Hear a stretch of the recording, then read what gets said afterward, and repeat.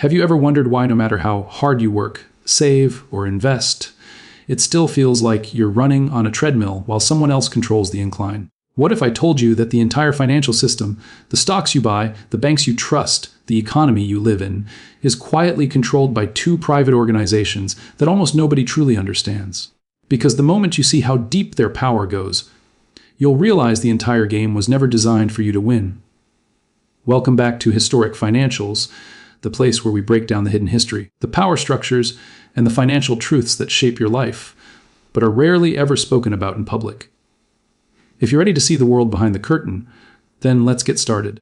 We're going to unravel something today that most people go their entire lives without ever discovering. We're going to look beyond the headlines, beyond the stock tickers, and beyond the talking points, deep into the machinery that actually runs modern finance. Because once you peel back the layers, a very simple truth emerges. A massive portion of the global economy, trillions of dollars worth of assets, is quietly concentrated in the hands of just two companies, Vanguard and BlackRock. And the strangest part, most people don't even know who actually owns these companies. Now, you may have heard that Vanguard is client-owned, meaning the people who invest through Vanguard supposedly own the company. But when you ask the question that really matters, who owns THC investors? What you discover is a web of interconnected ownership so tightly woven that the control is essentially circular. Let's explore how deep this goes. Today in America, if you look at the 20 largest companies, the corporations that shape your everyday life, you'll find that Vanguard, BlackRock, or both together appear among the top shareholders in almost every single one of them. It doesn't matter if the companies are supposed to be competitors. It doesn't matter if their brands look different. Behind the scenes, the same entities keep showing up over and over again. These two firms hold massive stakes in the giants of the entertainment world: Disney, Comcast, AT&T, Fox, CBS, Viacom. They own pieces of the companies that control the news you watch, the shows you stream, even the celebrities you see on screen. But it doesn't stop with entertainment. They're also major shareholders in the world's biggest tech companies: Apple, Amazon, Microsoft, Google, Meta. They're behind the banks that run the financial system: JPMorgan, Citigroup, Wells Fargo, Goldman Sachs. They're embedded in big pharma, big oil, big retail, big finance, and even the defense contractors that build weapons for global conflicts. One of the most shocking discoveries is this: BlackRock and Vanguard aren't just shareholders in these companies, they're also shareholders in each other. Think about what that means. If Company A owns Company B, and Company B owns Company A, and both of them own the largest pieces of the companies that dominate entire industries, then you no longer have independent competition. You have a centralized network of influence that sits behind the global economy. This is not a theory. This is not speculation. This is publicly available data. But almost nobody takes the time to connect the dots. Let's break this down with a few examples. Take the major entertainment corporations. We think they're competitors: Disney fighting Netflix, Fox battling CNN, Paramount competing with Comcast. But at the highest ownership level, Vanguard and BlackRock hold significant portions in nearly all of them. Now move to banking. Your checking account, your mortgage, your credit card. Most people think they're choosing between different financial institutions. But again, the same two names sit at the top. Then look at the food industry. Coca-Cola and Pepsi appear to be rivals locked in endless competition. Yet the same controlling shareholders are behind both.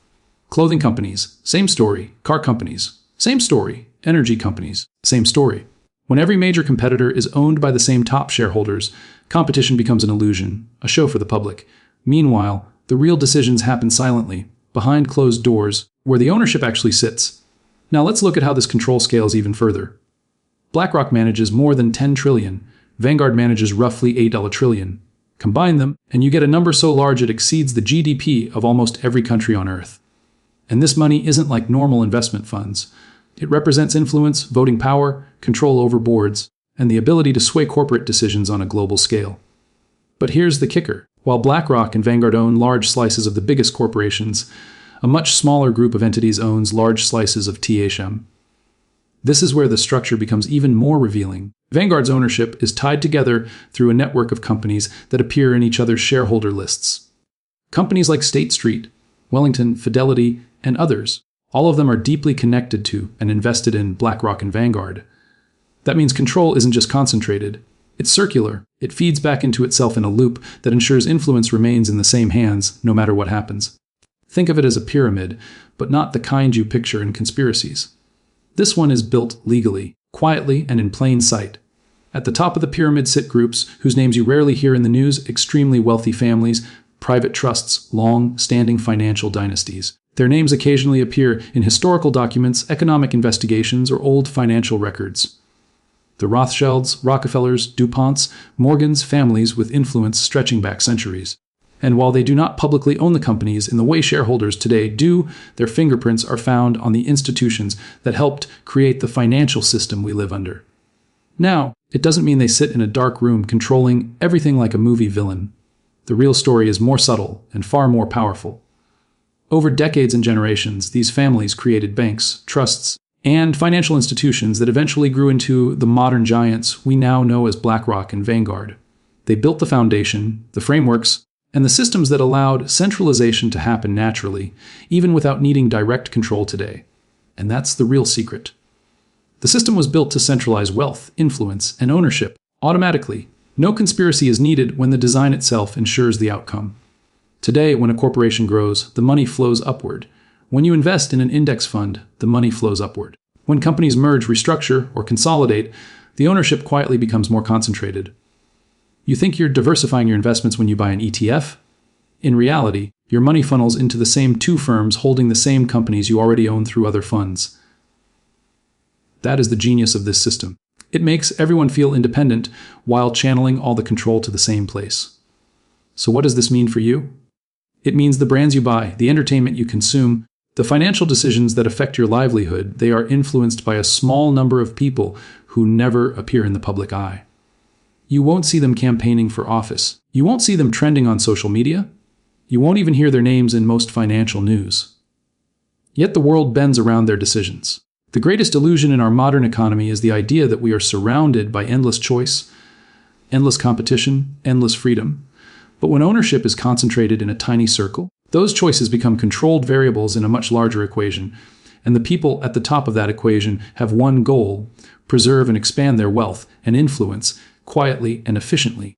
That's why learning how this system works is one of the most important financial skills you can develop, because once you understand the structure, you start seeing the world differently.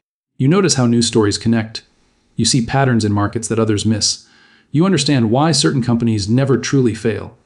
You understand why the same groups survive every crash. And most importantly, you stop playing the financial game blindly. Because no matter who wins, who loses, who competes, or who collapses, the same hands remain on top. And now you know why.